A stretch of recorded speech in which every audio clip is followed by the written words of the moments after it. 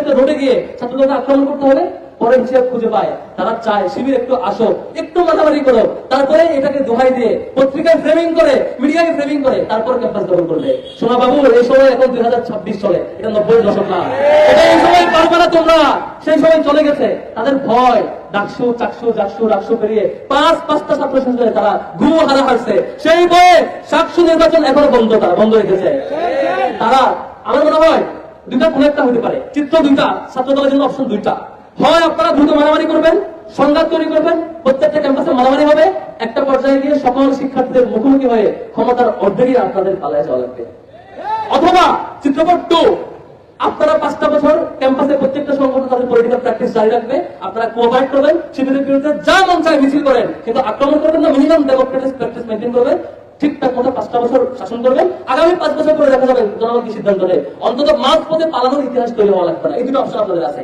যদি আপনারা দ্বিতীয় পথ অবলম্বন করেন, যদি আপনারা গণতান্ত্রিক প্র্যাকটিসকে মূল্যায়ন করেন, সম্মান জানান, আপনারা স্বাভাবিক নীতিমালা অনুযায়ী করেন, তাহলে আপনাদের সহযোগিতা করবো।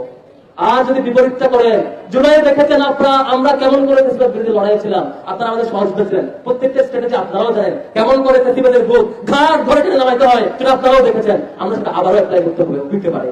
সুতরাং সাবধান হয়ে যান। আপনাদেরকে অনুরোধ করবো, যে কাজ করেছেন গত কয়েকদিন, কালকে যে কাজ করেছেন থানার মধ্যে গিয়ে ওসির রুমে আইনি সহযোগিতা চায় শিক্ষার্থীদের আক্রমণ, সেটা আওয়ামী লীগ 15 বছর বিশ্ববিদ্যালয়ের ইতিহাসে সেটা করে নাই। তারা করেছিল বাইরে আক্রমণ করেছে, এখানে আক্রমণ করেছে, থানার ভিতরে ওসির রুমে আক্রমণ ইতিহাস আমরা দেখি নাই। আমরা দেখি নাই সাংবাদিকদেরকে এভাবে সংঘবদ্ধভাবে আক্রমণ করা। আপনারা অনেক দূর পথ পাড়ি দিয়ে ছাত্রলীগকেও ছাপিয়ে গেছেন, যেটা খুব ভয়ঙ্কর ব্যাপার। আমরা সেই সত্যিকার অর্থে ছাত্র শিবিরে যাই, আমরা আশা করি জনাব তারেক রহমান এবং বিএনপি যে ক্ষমতায় আসছে, আমরা এখন আশা করি আপনারা ইতিবাচক ভাবে ভালোভাবে পরিচালনা করেন, ফেসিবাদী মডেল ফলো করেন না। আমরা এই পরিণতি চাই না, যে পরিণতি গত 15 বছর যারা ভিকটিম ছিলেন তারা আবারও চরমতম পরিণতি দিয়ে যাবে, এই জিনিস আমরা চাই না। আমরা ছাত্রদলের বাইরে অনুরোধ করবো, আপনারা এখন সূত্র নেওয়ার সুযোগ আছে, সম্ভবত সূত্র নেবেন, আমরা আশা করতে চাই।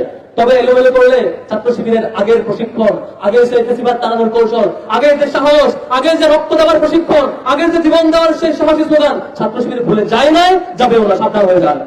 আমাদের বিশ্ববিদ্যালয় বিসিকে বলবো, সম্মানিত বিসি মহোদয়, আপনি দায়িত্বে আসছেন, বিশ্ববিদ্যালয়ের দুইটা ইতিহাস আছে। একটা ইতিহাস হলো বিশ্ববিদ্যালয়ের দায়িত্ব আসার পরে কিছুদিনের পরে বিসি তার দায়িত্ব নিয়ে পালায় যেতে বাধ্য হয়েছে, দায়িত্ব পালন করতে পারে নাই, এবং অসংখ্য বিসি বিশ্ববিদ্যালয়ের ইতিহাসে আছে। আবার এমন বিসিও আছে যার দায়িত্বের সমাপ্তিতে বিশ্ববিদ্যালয়ের শিক্ষার্থীরা অশ্রুসিক্ত নয় দোয়া করেছে। আপনি নিজে সিদ্ধান্ত নেবেন মাননীয় বিসি মহোদয়, আপনি কোন বিসি হতে চান?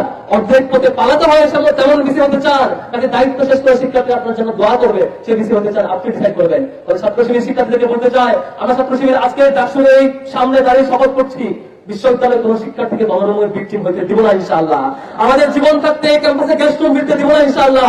আমাদের শিক্ষার্থী ভাই বোনেরা, আপনারা আস্থা রাখতে পারেন, আপনাদের জীবন নিয়ে ভয় পাওয়ার কিচ্ছু নাই। আপনার সাহসের সাথে অন্যায়ের বিরুদ্ধে দাঁড়াবেন, ঢাল হয়ে থাকে ছাত্র শিবির, জীবন দেওয়ার জন্য সবার আগে দাঁড়াবে ছাত্র শিবির ইনশাআল্লাহ। ঢাকা বিশ্ববিদ্যালয় সহ কোন ক্যাম্পাসে কোনোভাবে সেই সন্ত্রাস কিংবা গণরুম গেস্ট রুমের রাজনীতিকে আমরা ফিরতে দেব না। হয় আমাদের জীবন যাবে, হয় আমাদের জীবন থাকবে, হয় আমাদের সফল হবো, নয় আমাদের ছাত্র শিবির বিলীন হয়ে যাবে, দুইটার কোনো একটা। হয় আমাদের কাফন ফিরবে, নয় আমরা সফল হবে এই লড়াইয়ে। ফেসিবাদকে ফিরতে দিব না, গণরুমকে ফিরতে দিব না, গেস্ট রুমকে ফিরতে দিব না, এই ভাই পলিটিক্স আর চাঁদাবাজির পলিটিক্স ক্যাম্পাসে ফিরতে দিব না ইনশাআল্লাহ। শেষ করছি, সবার জন্য শুভকামনা। আসসালামু আলাইকুম ওয়া রাহমাতুল্লাহ।